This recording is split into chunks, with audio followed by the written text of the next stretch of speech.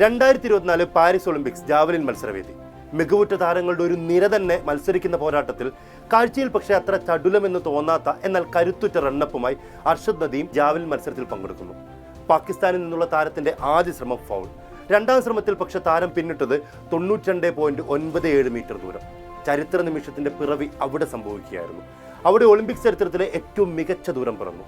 നോർവേയുടെ Andreas തൊർക്കിൽസൺ Beijing ഒളിമ്പിക്സിൽ സ്വന്തമാക്കിയ 90.57 metre ദൂരത്തെ മറികടന്ന് ഒളിമ്പിക്സ് റെക്കോർഡ് നേട്ടം അർഷദ് നദീം സ്വന്തമാക്കി. അർഷദ് അവിടെ പാരീസ് ഒളിമ്പിക്സിലെ സ്വർണ്ണ നേട്ടം കൂടി ഉറപ്പിക്കുകയായിരുന്നു. പിന്നീട് 89.45 മീറ്റർ ദൂരം പിന്നിട്ട് ഇന്ത്യയുടെ നീരജ് ചോപ്ര വെള്ളി നേട്ടത്തിലെത്തുകയും ചെയ്തു. 92.97 വിസ്മയ ത്രോ അത് വെറും ഫ്ലൂക്കല്ല എന്ന് തെളിയിച്ച് അർഷദ് തന്റെ അവസാന ശ്രമത്തിൽ വീണ്ടും ഒരിക്കൽ കൂടി 90 മീറ്ററിലധികം ദൂരത്തേക്ക് ജാവലിൻ പായിച്ചു. ഒളിമ്പിക് ചരിത്ര നേട്ടത്തിൽ ഇന്ത്യയും പാകിസ്ഥാനും ആദ്യ 2 സ്ഥാനങ്ങളിൽ. ഇതാദ്യമായി ഒരു താരം ഒളിമ്പിക്സിന്റെ ഫൈനൽ മത്സരത്തിൽ 2 തവണ 90 മീറ്ററിന് മുകളിലെ ദൂരത്തേക്ക് ജാവലിൻ പായിച്ചു എന്ന ചരിത്ര നേട്ടം കൂടി അർഷദ് നദീം അവിടെ സ്വന്തമാക്കി. ആഹ്ലാദത്തിന്റെ വലിയ നേട്ടത്തിൽ ഒളിമ്പിക്സ് വേദിയിലും കായിക പ്രേമികളുടെ മനസ്സിലും നിറഞ്ഞു നിൽക്കുമ്പോഴും ഒന്നുറപ്പിച്ചു പറയാം, being Arshad Nadeem is not at all easy. Pakistan പഞ്ചാബിലെ അതിസാധാരണ കുടുംബത്തിലാണ് അർഷദ് നദീം ജനിക്കുന്നത്. സാമ്പത്തിക ബുദ്ധിമുട്ട് വളരെയധികം തളർത്തിയ നാളുകളെ പോരാട്ട വീര്യം കൊണ്ട് മറികടന്ന് തന്നെയാണ് ഇന്ന് നേടിയ നേട്ടത്തിലേക്ക് അർഷദ് വളർന്നത്.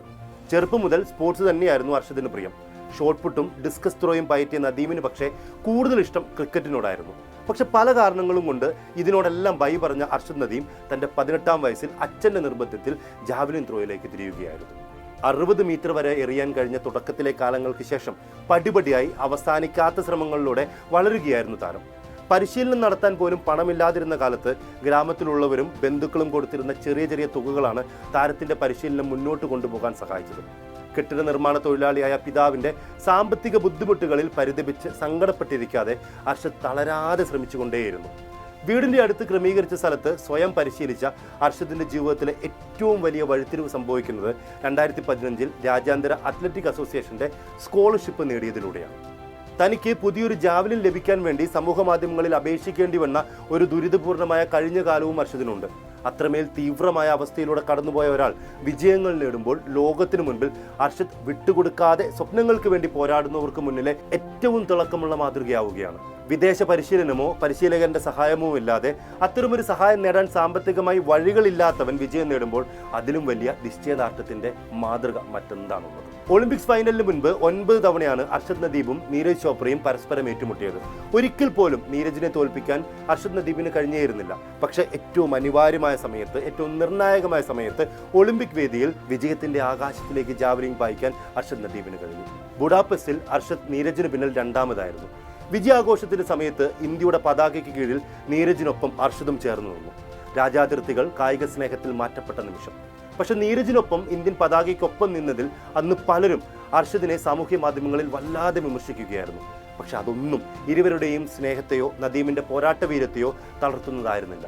ആ സഹോദര സ്നേഹം ഇങ്ങ് പാരീസിലെ പോരാട്ടത്തിന് ശേഷവും ലോകം കൺകുളിർക്കെ കണ്ടു. ഓരോ തവണയും പരസ്പരം പോരാടുന്നതിലൂടെ ഇരുവരും വളരുന്ന കാഴ്ചയാണ് ലോകം കാണുന്നത്.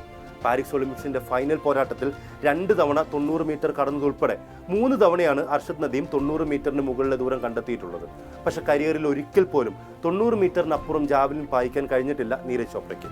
പക്ഷെ വരും മത്സരങ്ങളിൽ അത് സാധ്യമാക്കാനാകും നീരജ് ചോപ്രയ്ക്ക് ഉറപ്പാണ്. പങ്കെടുക്കുന്ന മത്സരങ്ങളിലെല്ലാം 85 മീറ്ററിനപ്പുറം ദൂരം കണ്ടെത്താൻ നീരജിന് കഴിയുന്നു എന്നത് തന്നെയാണ് നീരജ് ചോപ്രയ്ക്ക് നിരന്തരം മെഡൽ പോഡിയത്തിൽ ഇടം നൽകുന്നത്. പക്ഷേ എതിരാളികൾ 90 മീറ്ററിനപ്പുറത്തേക്കുള്ള ദൂരം കണ്ടെത്തുമ്പോഴൊക്കെ പതറിപ്പോകുന്ന നീരജിനെ പാരീസിലും നമ്മൾ ഒരിക്കൽ കൂടി കണ്ടു.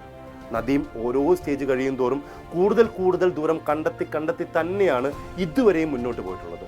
കഴിഞ്ഞ 3 വർഷം കൊണ്ട് അർഷദ് നദീം സ്വന്തമാക്കിയത് 6 മീറ്റർ അധിക ദൂരമാണ്. ഈ പുരോഗതി തന്നെയാണ് ജാവലിൻ ചരിത്രത്തിലെ ഏറ്റവും മികച്ച 6 മികച്ച ത്രോകളിലൊന്നായ പാരീസ് ഒളിമ്പിക്സിലെ 92.97 മീറ്റർ ദൂരം കണ്ടെത്തുന്നതിലേക്ക് നദീമിനെ നയിച്ചത്. സ്വർണവും വെള്ളിയും നദീമും നീരജും സ്വന്തമാക്കുമ്പോൾ ശരിക്കും ഡയമണ്ടായി മാറുന്നത് ഇരുവരുടെയും മാതാപിതാക്കളാണ്.